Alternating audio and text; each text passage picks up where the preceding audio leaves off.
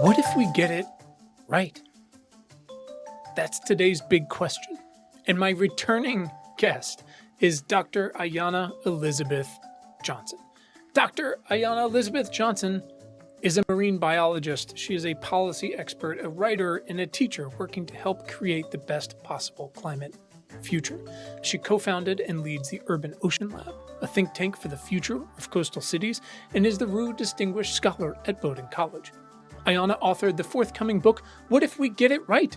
Visions of Climate Futures, co-edited the best-selling climate anthology, All We Can Save, and co-created and co-hosted the Spotify/Gimlet podcast, How to Save a Planet. Lastly, she co-authored the Blue New Deal, a roadmap for including the ocean, what an idea, into climate policy. Ayana earned a BA in Environmental Science and Public Policy from Harvard University and a PhD in Marine Biology from Scripps Institution of Oceanography.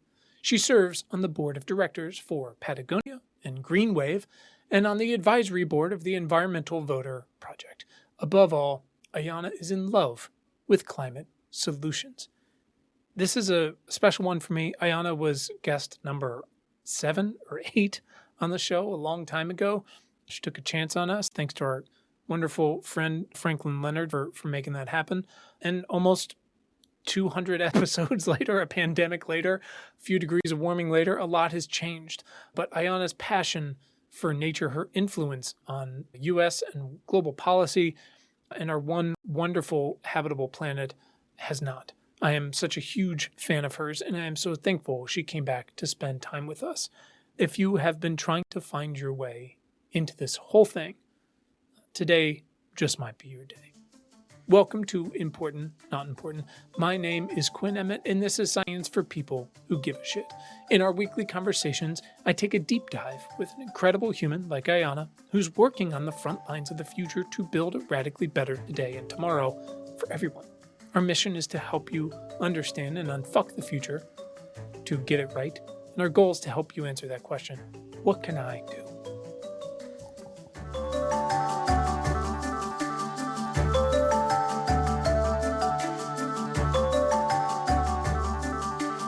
Dr. Ayana Elizabeth Johnson, welcome back to the show.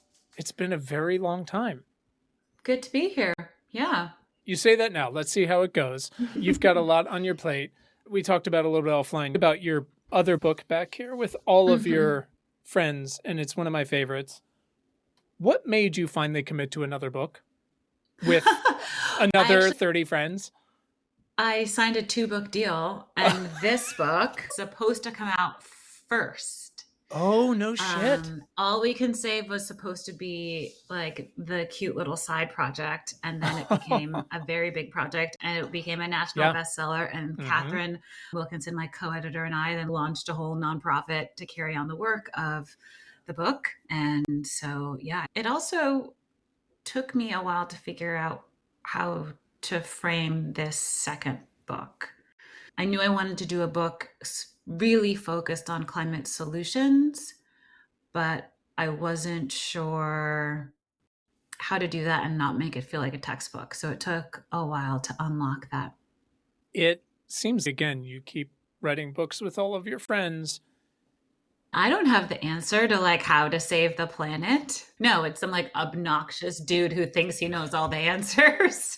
We've got some of those books. Oh yeah, there's I get sent a lot of them. They email me, these people in my like info@ email address. They're like, hi, I have the answer to climate change, but for some reason no one will listen to me. You should help popularize my idea and make it happen. And I'm like, no. Hard pass, sir. Hard pass.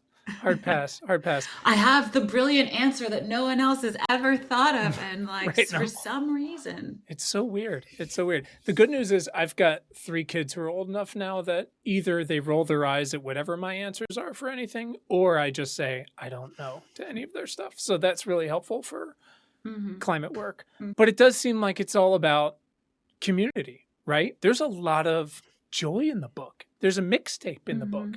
And I don't know, given the headlines and the way media works, that most people would expect a book about joy, even with the title. But you talk a lot about how important it is to nourish it in the book. Why? How did you get to that point Mhm. with everything that's Yeah. happened in the past few years? If we're all just miserable, like trudging around, so I guess we should do climate solutions, then it's just not going to happen that fast. Yeah. Or we're not going to build a big enough team. Like, you have to throw a good enough party that people want to come. And I feel like the environmental movement has sort of failed at that. Like, it's never been like appealing and aspirational to be a person for some reason that's like doing stuff to save all the species that live on this magnificent planet. It's like never been hip per se. Maybe in the 70s, maybe the Back to the Land movement. But yeah, we have to make climate solutions cool. And I am absolutely not an arbiter of cool. I'm wearing a gray cardigan. I think I'm just like putting all this out there, hoping that other people will take the bait and do the thing that makes it cool.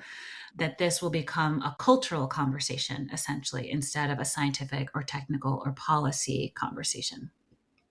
You're not the arbiter of cool, but where do you get the most Mm. joy? Is it doing these conversations? Is it writing your books? Is it writing I the mean, I Blue New love a Deal? Venn diagram. She loves a Venn Obviously. diagram. The TED Talks, they're everywhere.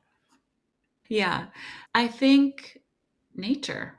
I really am just madly in love with this planet and all these ecosystems. We get to live on the same planet as octopuses and fireflies and shooting stars. Can we just freaking appreciate this a little bit? They're pretty dope. They're pretty amazing. So I guess I just feel really lucky, and I want to keep living here on Earth. I do not want to go to Mars. I want to be here. I want to fix things here. I want to be with the people that I love, be with the other creatures that I love, and enjoy the sunset and have clean air and clean water. And I'm willing to make that my life's work. And I think a lot more people are willing to do that every day and are finding ways to plug into solutions. This whole Venn diagram of what are you good at, what needs doing, and what brings you joy. And that joy piece, I think, will get more of us to find our way to that center of the heart of that diagram, because, or keep us there longer, because otherwise you're just like, I don't know, let's go watch NASCAR or whatever it is that we're doing instead of Right. Formula E, at the very least, I guess. There's At now the like least, right? electric car racing. I hope that's what that E means. I was unsure. I think so. Yeah, and I think that's the opportunity. Everything is needed to implement, to accelerate climate solutions. We need rom-coms, we need finance, we need green buildings, right? We need transportation, we need farming, we need restoring and protecting ecosystems, we need project managers and website builders and administrators and teachers and doctors and lawyers and everything. We need party planners, please, for the love of God. Again, not my thing. So I think that's the opportunity. Whatever you have to bring to the table, you can use those skills, those resources, those networks in favor of climate solutions. That's the pitch I'm trying to make, is like, join this team, because it is not currently the winning team, but it desperately needs to be. I love that. But for each of those people, it's got to start somewhere. And what I loved, you have your first line of the book is up there with, it was a dark and stormy night. To say it was my bad fate to fall in love with coral reefs just as they were dying is so good. But I have to admit to you who wrote that line. Who? This was an ex-boyfriend like 4 years ago when I was first thinking about writing the book, who read that chapter and was like, I think what you're trying to say is, and I was like, yep, that's exactly what I'm trying to say. Thank you so much. So shout out to Forrest Lewis. I haven't talked to him in years. I'm not sure how he's doing. I hope he's doing well. He's a great carpenter. I love that. We need carpenters, right? We need carpenters who can handle a little prose. That's very exciting. Absolutely, we need carpenters. And plumbers and electricians and pipe fitters and all of it. But I love, because you just named all these different people we need: party planners, carpenters, the whole thing. But your like glass bottom boat journey, the first trip you said you took with your family that wasn't about seeing grandparents, that's what got you going. And I love you spent so much of the book in conversation with these incredible people that I love, talking about the past and the current and the future and kids. And one of the things I think about a lot and I try to work on is getting kids, especially kids who have been deprived of it, more access to nature? Because not everybody has that or goes on the glass bottom boat or can go to a state park or whatever. How important is that if we're like, hey, we need to build this next generation of people who do all these things and how they apply to climate? How do they get that relationship if they're deprived of it? How do we do that better? Well, I think the good news is nature is very easy to love. My upbringing was mostly in Brooklyn, this tiny little backyard, playing in the dirt, digging for worms, digging up my dad's tulip bulbs and getting in trouble, but making mud pies. You don't need to go to the Rocky Mountains or the Great Barrier Reef to fall in love with nature. It could be ivy on a building. It could be a little dandelion growing out of a crack in the sidewalk, right? It could be a rainbow. It could be a sun shower, right? It could be, for me, it was one of the things I was obsessed with, like many kids, is like autumn leaves. When the leaves change colors, my dad hated walking me to school in the fall because it would take forever. Because I was like, ooh, that's a good one. Ooh, can we stop and pick up that leaf? And he was like, you already have 8 leaves in your hand. Can we please just get you to preschool? Right. And so I think it doesn't have to be some majestic, far away from every other human kind of experience. We have nature around us everywhere. We just have to stop and notice it and appreciate it. And in fact, appreciate it more for its ability to thrive even in unlikely places. And less temperate times than it's used to over the past couple hundred years. I love that because your dad's, you can't hold any more leaves enough with the leaves, but you became this world famous marine biologist, right? And what I love about nature is you can be a generalist about it a little bit, right? You can just take this love of, I love dolphins and whales. I just want to swim off with the dolphins and the whales. I don't know very much about them. And I do not like dolphins. Why don't you like dolphins? Weirdly a Hold dolphin on. Hater. Wait.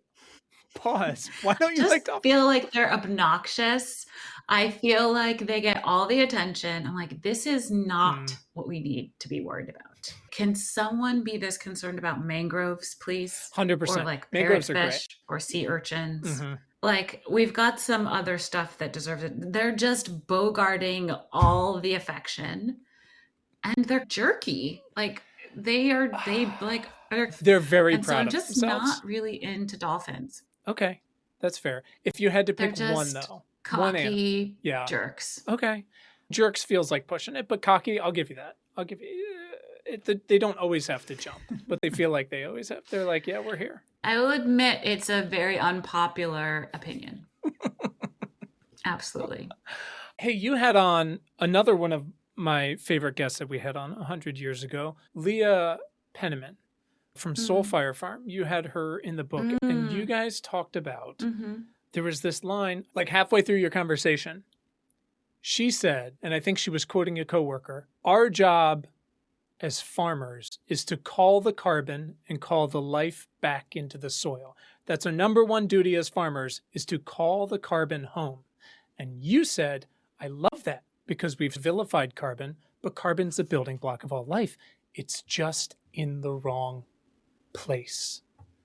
And that just stuck with me so much because it matters, obviously, and so much as we're getting better about this, how we talk about things and people and ideas, and taking a step back and going, wait, carbon's not the bad guy here. It's just in the wrong place. What else can we do like that? Mostly carbon. Yeah. It's just an element. It's just that big old C in the periodic table. Yeah, it's like language and ideas and going, hold on, this is not the thing. That's the thing in the headlines, but it's not the thing. We're just putting it in the wrong place. Where else is that applicable? We're definitely putting our money in the wrong place. Sure. This is a big part of my conversation in the book with Bill McKibben, right? Yeah. If you, for example, have $125,000 saved up for your retirement, which a lot of people do as they're approaching retirement age, where is that money? And there's analysis that shows that amount of money, if it's in just like a regular 401k or bank, it could be doing more harm to the planet than all the good. It would cancel out all the good you could ever do in terms of eating only plants and only walking or biking or never using another piece of plastic, right? Because that money in the bank, some portion of it is invested in expanding fossil fuel infrastructure. If your money is in JP Morgan Chase, Bank of America, Wells Fargo, I always forget there's 4 and I always only get 3. It is part of the problem. Those banks are the biggest financiers of fossil fuel companies. And it's not just keeping the lights on until we switch to renewables. It's actually expanding the capacity for drilling and fracking and all that stuff that we just need to stop and just invest in expanding renewable energy, for example. So as far as like things in the wrong place, our dollars are not matching up with the investments that would be needed, the trillions of dollars level of investments that are needed to implement all these climate solutions. And that's something, a very big and fairly easy thing a lot of us can do, is just make sure however much money we have, it's in a place that's not making things worse.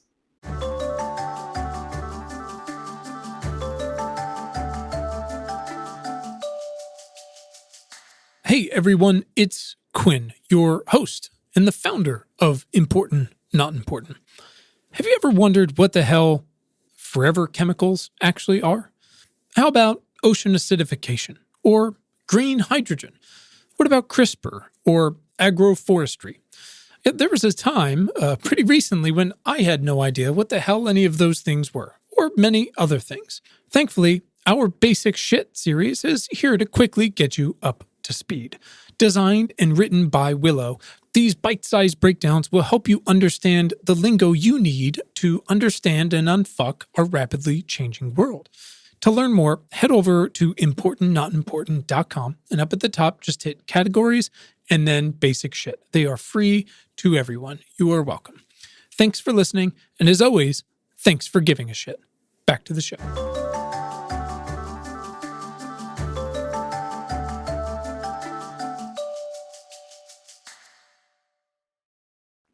I love that because it's true. It is a tool, right? And obviously there's a lot of shades of capitalism that make it not great and got us here, made the Industrial Revolution here happen. But obviously there's some trade-offs with that. We could have had the Industrial Revolution, and then when science kicked in with, hey, climate change is coming, we should maybe do something in like the 80s. Mm-hmm. It would be great if we had started this process 45 years ago. And then honestly, like we'd probably be fine if we just listened to the scientists when they started warning us. And people could still make a lot of money. Yeah, the Industrial Revolution was a dangerous path. But of course, yeah, there is so much money to be made in climate solutions. There's an investor, Chris Sacca, I think his name is. He runs a fund called Lower Carbon. Mm-hmm. He made a bunch of money on Uber and shit like that. And his whole thing, he invests in, I think there's some carbon removal, but it's a lot of hard climate tech. And his thing to all the other investor friends is, you guys are morons. Like, this is the biggest opportunity that's ever existed. Yes, I want to fix all these things, but also like, I'm going to make so much money when these things work. He's like, we have to replace every automobile on the planet. You're going to make some money. Also, if all of us have our own individual electric vehicles, that's not the answer. No. We need better public transit. We need high-speed rail. We need bike lanes, right? We need more walkable cities. I have an EV. I like it. It's very cool. But I just think we really need to stop relying on that as like the answer for transportation, which is how so much of the messaging is going. And there's an interview in the book with Kendra Pierre-Lewis, who's a climate journalist, who's currently at Bloomberg.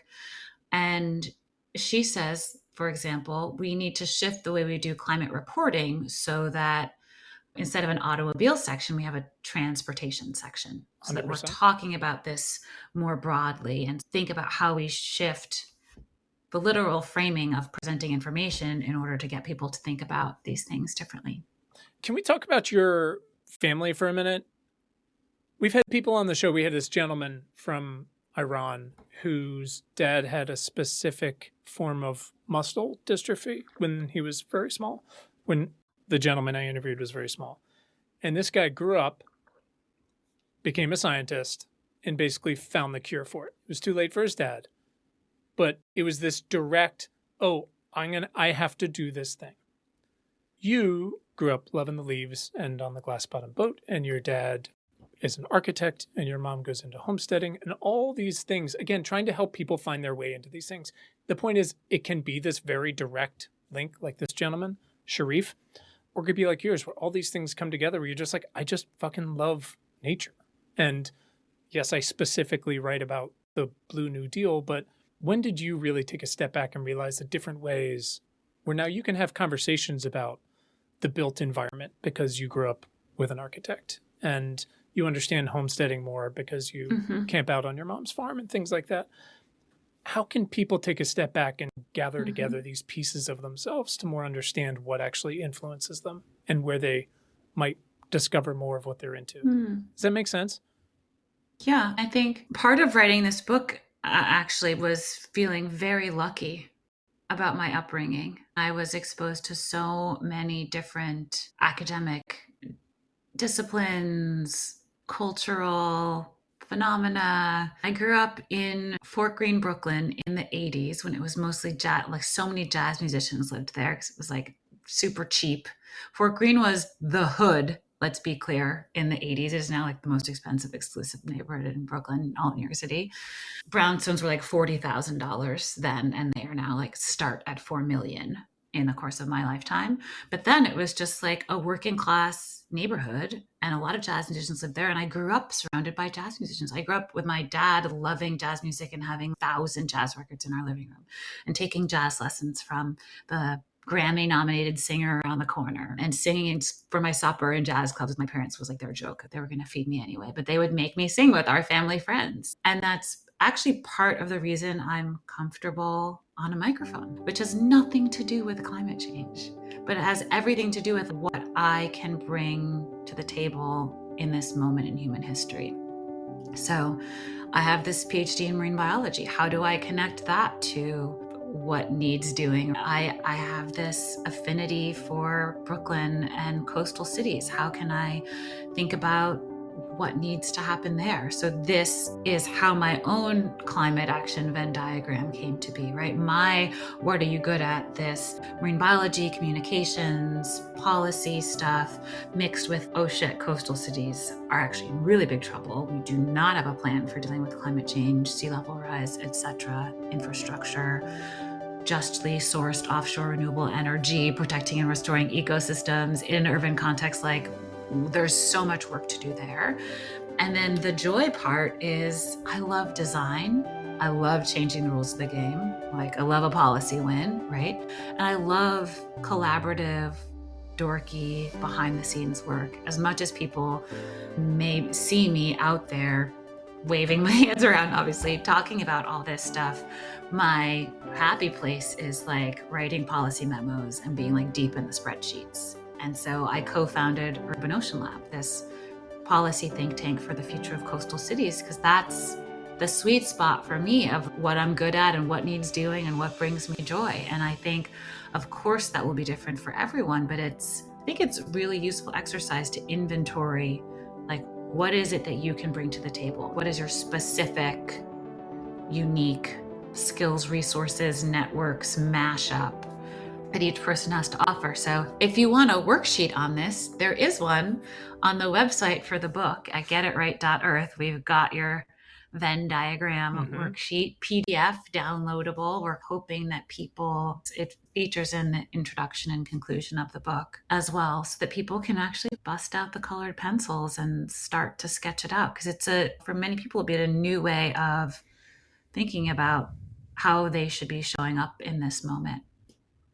Where do you think people forget to look when they're trying to be reflective? I think it's like there's a lot of things we don't, in this current iteration of society, really value. Like I was joking before about party planning.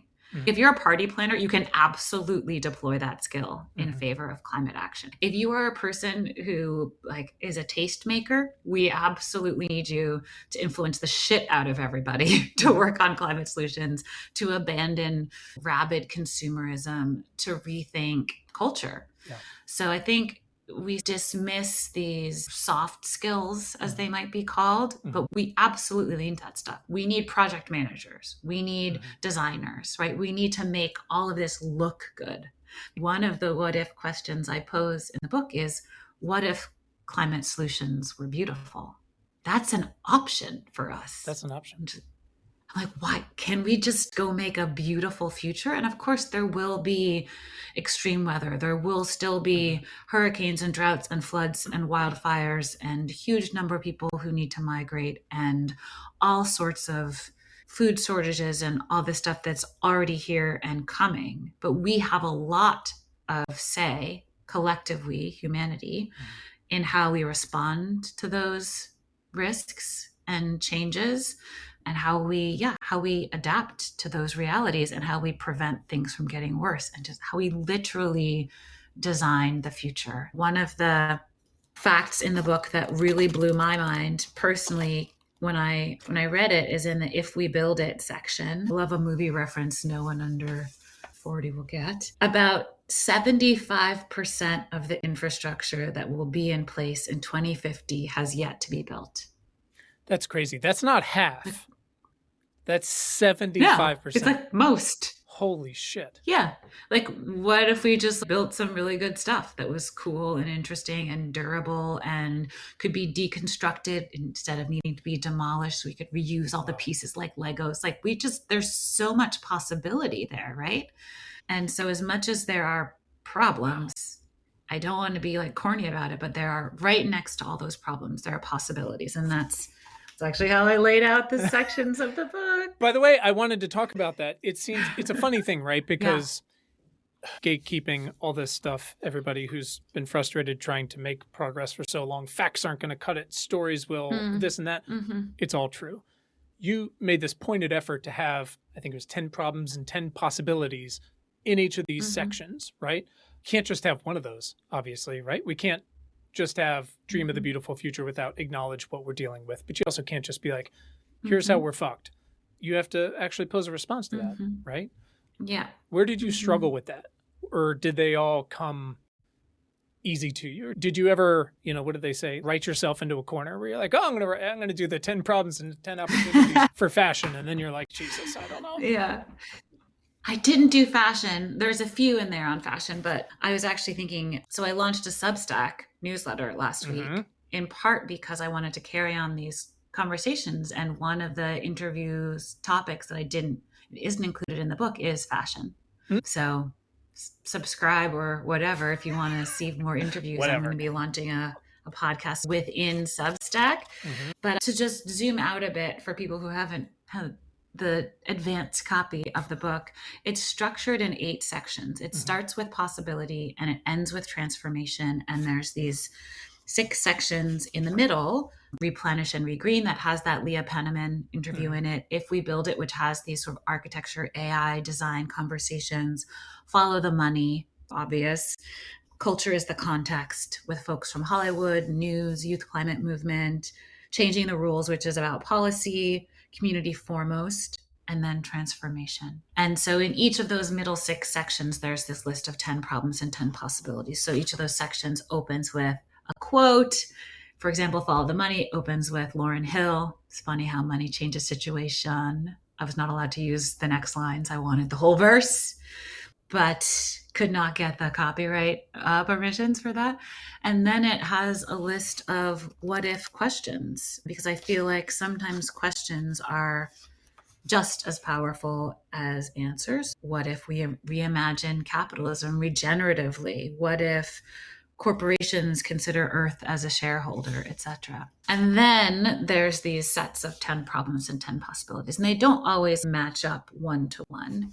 I did it that way actually for a very practical, personal reason, as a list. Who doesn't love a top 10 list? But also because I personally cannot digest statistics in paragraph form. If it's a paragraph where you're like trying to like smoothly write between all these facts, I'm just like, it's just all becomes a jumble to me. But I could do some bullet points. I could get my head around that. Sure. So these are like 10 minuses and 10 pluses as bullet points. But also, sneakily, I was supposed to write an introduction to each section of the book, and I didn't want to do it. because it seemed really boring. And so I was like, what if I just wrote a list of what if questions that sort of frame all the big topics in this section, and then just put a list of problems and possibilities that are basically going to be elaborated upon. And then I don't need to write an intro, because who wants to read like more introductory material? And all these, if folks are curious, are on the book's website, all the problems and possibilities with hyperlinks to all the sources if you want to go deep and get nerdy. That's all at getitright.earth. There's 2 quotes in the book I just want to talk about briefly before I let you go to your 5 other conversations here. They complement each other, and pop culture and history is filled with versions of these that everybody throws around on Twitter and such. But Grace Lee Boggs said, "The time has come for us to reimagine everything, to become the new kind of people that are needed at such a huge period of transition." And she said, "We must transform ourselves to transform our world."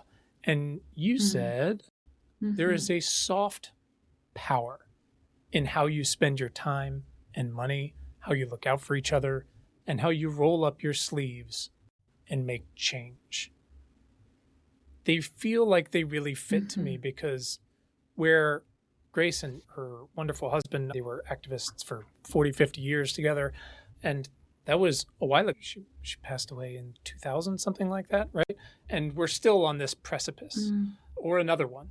And so she talks in very grand terms about, like, you've got to be Gandalf or whatever it is at the turn of the tide. You've got to stand up and do this. And I feel like what you're saying is like the empathetic version of that, which is everyone's going to have a very different way of coming into this thing. And you do hold a lot of power in how you reflect on yourself and how you decide to use not just, I'm an accountant, but your time. Like, we can't make more time. You can make more money, some of us, but how you roll up your sleeves and get to it, don't be, at least to me it feels, don't be, don't belittle what you can contribute. Is that barking up the right tree? Absolutely. Yeah. Yeah. As you say that, I'm thinking about just guidance from my mother that was just like, live by example, be an example. Right? That's the best thing we can do. People know if you're just like talking a bunch of shit and not really living your values, your purported values. But watching my mother teach in inner city schools, English, high school English for 37 years, watching her leave that and she started the environmental club, and she helped kids get into college and just took care of people in this beautiful way. Rewrote the English curriculum to have writers of color so that the students would see themselves reflected in what they were reading and maybe be more enticed to love literature in a different way, right? She bought all her own books like we crazily make teachers do in the US and completely underfunded school systems, right? She was buying she had a shopping cart full of books that she would wheel to school every term and give them out, and had her name written on the spine of everyone and got most of them back every term, right? And I think seeing the way that she devoted herself to teaching and seeing the way she devoted herself then on a dime to becoming a, regenerative permaculture homestead farmer upstate New York for 20 years, raising chickens and vegetables and planting fruit trees and trying to show this other way to live, trying to repair and restore the soil, make a home for the bees and the butterflies and all the bugs, was just such a beautiful transformation of a boring house with a bunch of lawn.